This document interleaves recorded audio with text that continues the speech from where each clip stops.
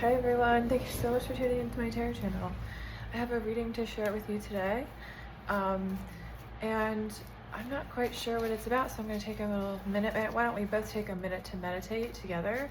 We're going to breathe in from the belly and hold it, and then breathe out. And then we'll breathe in again, and then we'll hold it, and then we'll breathe out. This is about a situation where someone ghosted you. I've done ghosting readings before, but this has a different flavor.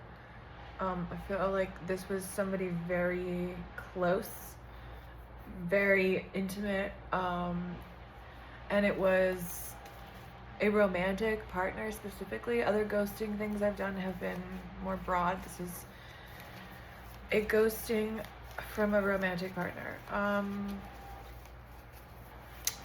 And it's specifically someone that you have, I guess it could be someone that you had a romantic vibe with, but it didn't, manifest into this dimension. Someone that you knew, still you would know them intimately. But also it's the majority of the watchers will be people who are in relationships and have been, and it's not a ghosting of a first date, it's a ghosting of someone close. And I want to say a little prayer. Spirit, God, please protect our energy and our reading from any negative forces. And yeah, that's it. 8 of Fire is, what is this card? This is about their feelings. This person, it says insight. So this person may have a new insight as to the relationship and as to their role in your life. I'm getting that they feel like they may not have what you, they may not be able to offer what you need, and also B, there's things about you that they think are deal breakers. Wow, interesting. That came out of nowhere. I don't even know where that came from. Ooh, sorry, bag just moved, so I'm so startled. It's probably a ghost. Okay, so 2 of Earth, change. So this change has been hard because, I mean, there will be growth. See the vine here? But it looks like this vine is coming. There's also a sun and a moon. So like, just as the day changes from day to night, night to day, there's something about this dynamic that has become negative or uncomfortable and became uncomfortable for this person. I think that, let's get somewhere on what made them uncomfortable. Ace of Water reversed. Ooh, and there's a card attached. 4 of Earth reversed. So maybe you did something. Ooh, and also, sorry, these are all stuck together. There's 3 cards here. 7 of Water. 7, Ace, and 4. So their main focus is their stability, maybe financially, and maybe with the 7 of Water, they could be like dating other people, or like seeing other options, or like maybe seeing other choices that they may have, or maybe fantasizing, or realizing maybe that what you had was not real in some ways, in the way that they wanted, which sounds weird because you're like, well, they ghosted me, like. So some disillusionment is what they've been dealing with. And also Ace of Water,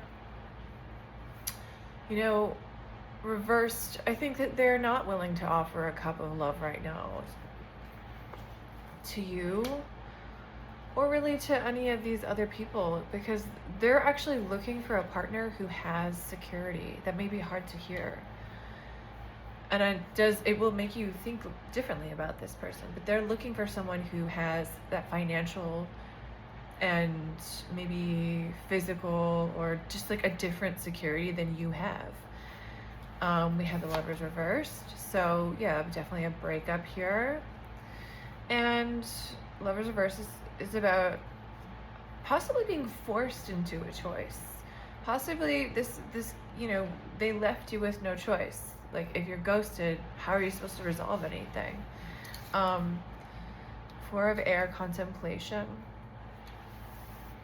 I think that you're the one doing the contemplating. You're just like, wow, how could this happen? There's a lot of feelings of betrayal with the Moon, a lot of feelings of confusion, bewilderment, and also the need for nurturing because we got it reversed. Seven of Earth, this person has depleted you. This is depletion. And also, I hate to say it, you've depleted them, but it's not the same way you think. They have a limited capacity for intimacy at this time, and every time you interact, they feel depleted, and that's not fair to you, though. But this has been a real finality. This ending here, I'm seeing that they came and went before. There was hot and cold behavior. You had compassion because maybe you saw something about their childhood or some deficiency in them, and you had compassion, but now you're like, I can't do this anymore. Son of Fire. This could be someone who is sort of, see how there's like little drawings there on the leather? Somebody who's maybe artist or creative, somebody who may have a lot of imaginative like dreams. See the eagle behind in the shape of the cloud in the shape of an eagle. Somebody who but the thing is, he's just, it's equivalent to a page, so he may have a lot of like energy if it's a man, or it could be a woman that has a more dominant role in the relationship. They may have like things to express romantically, let's just say, with other people that they don't think they can express with you, and that's painful. Maybe your relationship was really intellectual, and yeah. We got Nine of Water, reverse joy. Being alone in this time, though, is going to bring you joy. And I know that sounds hard when you're lonely and you're ghosted. And let's get some more cards about this person's state of mind, why they did this. Mother of Air, Daughter of Fire, reversed. So maybe they have a mother that is very mentally, maybe in their head, and like maybe cold. Maybe the mother doesn't like you. But also maybe there's a mother in their life, like maybe they're married, or with the Daughter of Fire reversed, it's like something about their coldness, mental coldness at a time that nurtured you, because you are very mental, I'm seeing. You're very smart. But then with the Daughter of Fire reversed, at a certain time it disempowered you from perhaps expanding in many ways. Maybe they were gaslighting you, maybe they had limits about what they believed or what they would support. Let's get a final closing message for this painful situation. Got Six of Fire, victory. So yeah, I think this is about your victory, about your public recognition. Something about ending this relationship puts you in a desire to be seen or known in the world. Maybe you didn't realize that this person is very perhaps judgmental, or maybe you would say, I want to do this thing, and they were like, that's stupid. Like this, I'm seeing that this person had a very narrow view of like things, and you tried to help them with that, even though in other ways they were open-minded. Sorry, I said that was the last card. I do want to get one more card. So your public recognition, you do feel like your futility right now in your life. It's not just so this relationship has made you feel futility in other parts of your life, and it's scary for you, and you feel like there's been some maybe animosity thrown your way from maybe other people. Let me get one last card, actually, literally the last card. We got big medicine wheel. So there is a major metaphysical healing happening with you. And just let it happen, whatever it calls you to do. And it is calling you away from this person right now to put the focus on your healing. Like 100% focus. Maybe like you're dealing with an illness, or maybe you've had a traumatic event and you're recovering, but you're being asked by the universe, by spirit, by God to completely put all of the 100% of your energy on your healing, your nervous system. That keeps coming up in my reading. You know, do what feels good. I keep going back to Abraham Hicks for this collective that's tuning in, which is an old teaching that a lot of people maybe don't follow anymore, but I am a basically indoctrinated student of that, so it's always in my head, even though it may not be at sometimes. But you know, Abraham, which is a group of souls, says that, like, they say a lot of things, but in terms of healing, I think they would say that, and in terms of energy, they would say, do what feels good, you know, go towards the joy. And there's that song in some of the old tapes, if you're really a fan, that says, joy, joy, joy, joy is the key, joy is the key. It's from like the late 80s and early 90s, it's so 90s, but it does make you think that joy is the key. That leads us. So if you're in a place right now where you're like, I can feel it, you're like, I don't know what I'm gonna do, this relationship ending, maybe there was a financial component, or even just a steadiness of that relationship, like, directed your life, and you're like, I don't know what I'm gonna do. I can feel it. You're feeling futility. But just trust the wheel, trust the medicine wheel that turns without our consent. You know, the little wheel is small details. The big wheel is big healing and big details, big matters, big issues in our life.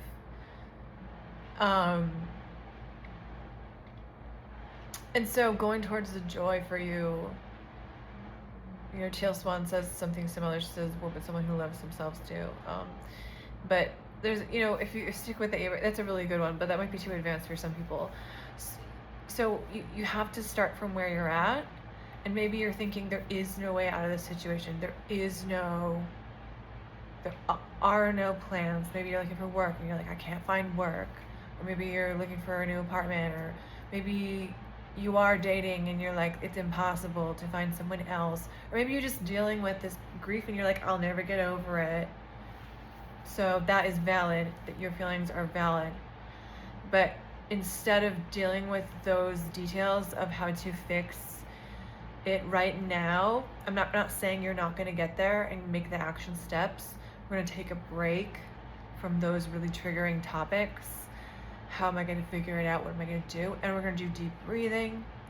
I don't know what feels good to you. I like to go for a walk with my dog. I like to dance. I like to listen to music. I like to play my guitar. I like to read. I like to write in my journal. There's a lot of things that bring me joy. Small joys. Painting,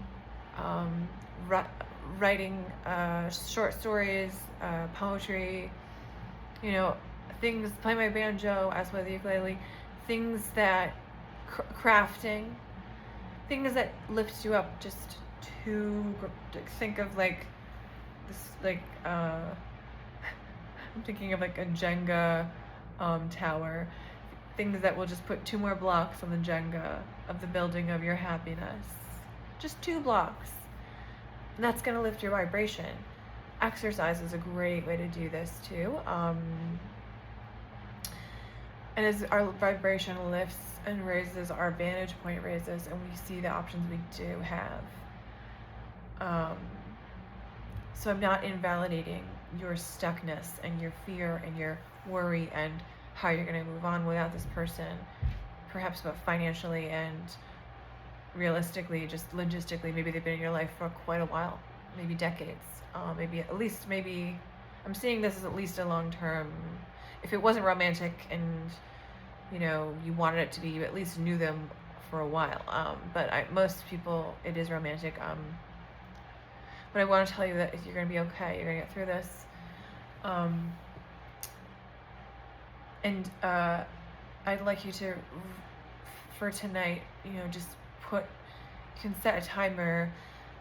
There's a really cool thing actually called the Pomodoro technique, which I forget the increments, but it's like a certain amount of time on productivity, 20 minutes, 25 minutes maybe, and then 15-minute break.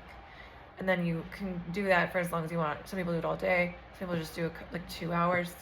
And it's great because it does help you be productive, because sometimes people have the fear of the long stretches of productivity, and some people do much better in small condensed bursts. So that may be how you have to work if you have a really massive, like, I see like a mental cloud over you, like a sign almost that says, I cannot do this. And yes, you're in a challenging moment, and of course you would think those thoughts. But if you can just follow my directions, it's like kind of homework. Take a chunk of time where you want to find joy and be productive, and then you can do any increments you want. You can do half-hour break, hour work, 20-minute break, 5-minute work. You could do whatever, ratio, and see how the productivity goes with that, because it's all about giving ourselves the maps and the plans. I'm seeing like maps. I'm seeing like someone spinning a globe and pointing at where they want to be. I'm seeing expansion. If we can take that first step of imagining a new reality, that is really the first step of imagining it in our minds.